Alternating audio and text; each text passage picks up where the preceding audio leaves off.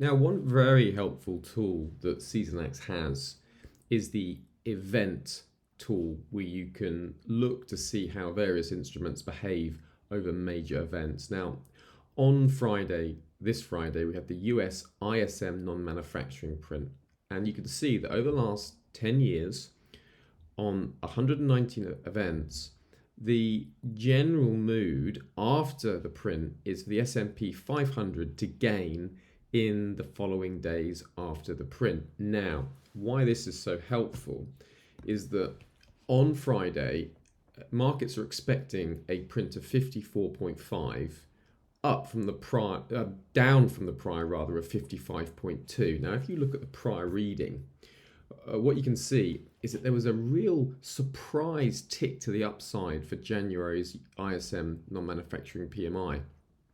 And that played into aggressive expectations of a more hawkish Federal Reserve, which we saw come in after the strong non-farm payroll print on February the 3rd. And this is one of the data points alongside others like US retail sales, like the CPI, like the PPI, like the core PCE. But this was also one of the data points, particularly because it diverged from where manufacturing PMIs were heading, which was lower.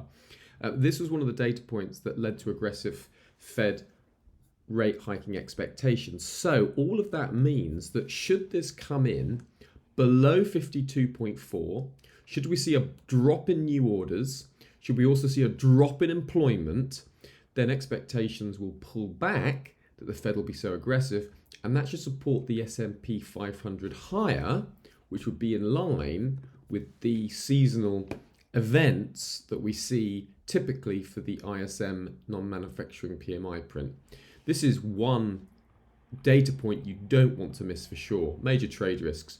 The major trade risk here, of course, is that there's another high print, which would just encourage hawkish Fed bets, and that's a natural headwind for the S&P 500, and would likely run counter to this seasonal pattern.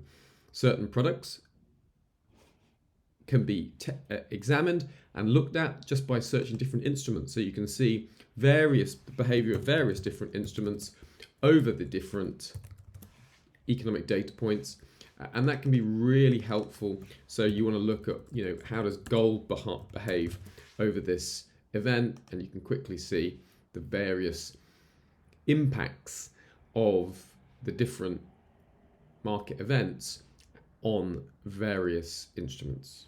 Remember, don't just trade it, but Seasonax it.